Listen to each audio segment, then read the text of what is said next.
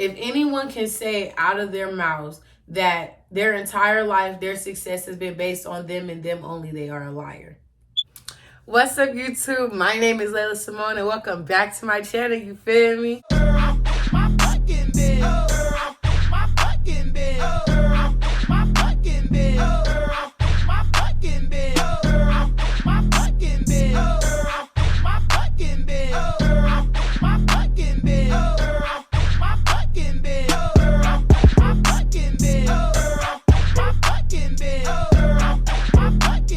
If this is the first time you're seeing my face or this channel, I'm gonna need you to like, I'm gonna need you to comment, and I'm gonna need you to subscribe. Help me out.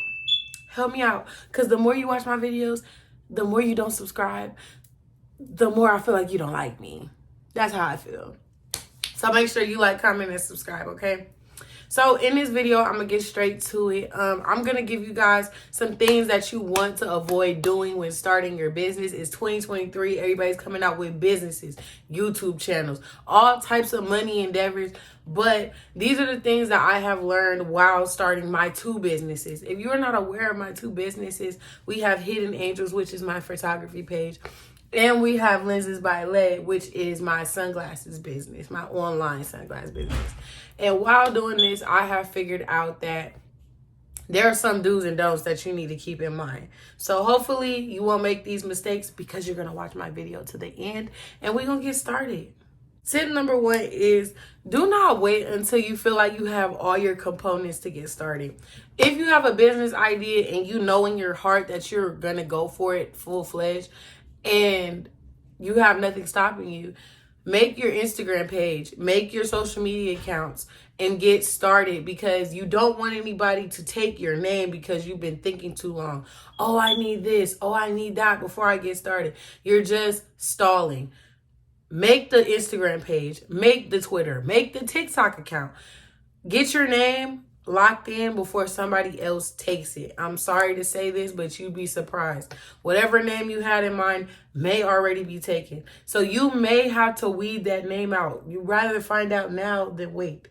Number 2, quality photos. Let's talk about quality photos for a second. If you're on Instagram, if you're on TikTok, if you're on Twitter, you looking at the people's followers. You're looking at the quality of their photos. What makes you like an Instagram photo? Good quality and some good subject in it. I mean, I've seen too many people have very good products, but the thing is that their presentation is not up to par. It's not that hard to shoot or take pictures of your products. You don't have to have the best technology to do it. But make sure that quality photos are on the top of your list, because that is basically your first impression to all of your prospective customers. That is very, very, very important. Let's talk about it. Overpricing will run customers away. If you feel like your product is worth that price, of course, make it that price. But if you feel like you're doubling it and tripling it to make your rent off of one sale, you need to really reevaluate what you're doing. You want your product to match the price at the end of the day. And you have to realize who you're marketing to. For me, my main audience has to be college students around like my age, and I do lashes, I take pictures, I sell glasses. So I do these things, but I have to remember we are broke college kids. We cannot be having $80 glasses. Not right now. Not right now. There's nothing wrong with later, but not right now. Number 4, ambassadors can be beneficial and they could be a downfall. If you're going to do ambassadors, make sure you do it with people that are actually interested in your business. People who are not looking to come up, off of free items. For instance, my product is glasses. If I look on your Instagram page and I see that you don't have a lick of a sunglass on in any of your pictures, why would I send you free stuff to post my business? You're not a regular sunglass wearer. You don't really like that. You're just kind of just getting free stuff. And, we're getting into this. Everybody wants to be an influencer thing. So you have to be careful of everyone's intentions. Not everyone's intention is to promote your business at the end of the day. but they can be beneficial if you're following the right people and using the right people. If you have people with large followings, people who use the product that you are trying to sell, people who are actual content creators that can actually put together videos and looks with your product, then that's who you need to go for at the end of the day. So ambassadors can be a great help, and they can also be a big downfall. Setting unrealistic goals. Do not set unrealistic goals. Starting a business from the ground up is not easy. It's not easy at all. It's not for the weak. It's not for people who aren't genuinely passionate about what they're doing.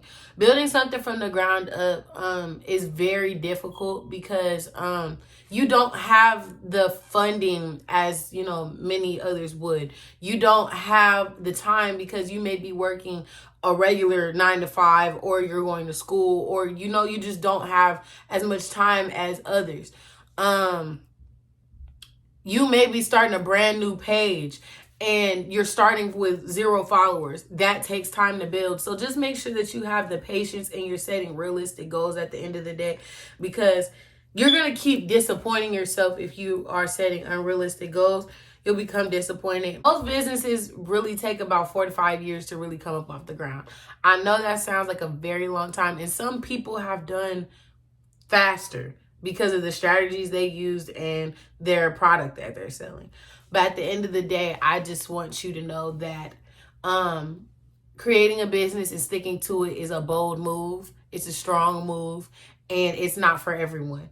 So when you do see these shortcomings, don't shy away from what you're doing. Do not be afraid. Do not give up, because this is just a part of the process. If there's no test, where is the testimony? You feel me? I read that somewhere, but it needs to be in a fortune cookie. But it's true. It's true. If there's no test, then what story do you have at the end of the day? Most of the greats that you've seen make it in the industry, no matter what industry it is, have faced trial after trial after trial after trial.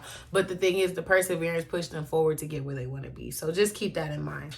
Check for grammar errors on your graphics, on your Instagram posts, on whatever. As the audience, we're scrolling through your Instagram page and it's a bunch of typos. Now we're focusing on the typos. Forget what you're trying to advertise to me. Forget what you're trying to sell to me. Forget this nice product in the picture. Why did they spell on the caption like that?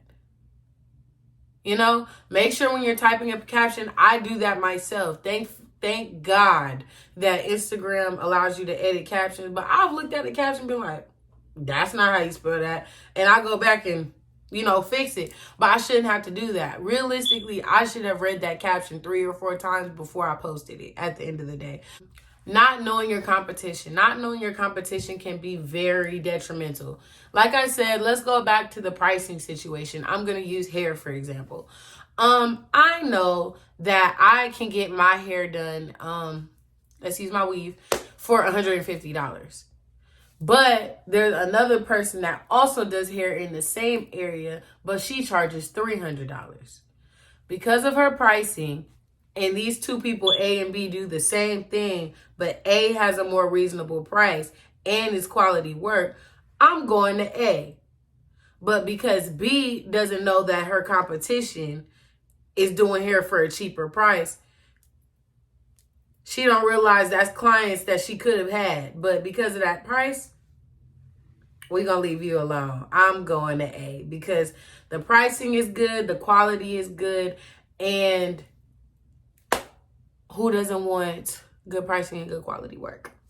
You feel me? So just make sure that you're aware of your competition, who's doing what. I'm not saying that you have to stoop down to anyone's level or anything of that sort, but make sure you know, okay, if I do this, the next person is doing this. So what makes me better than that?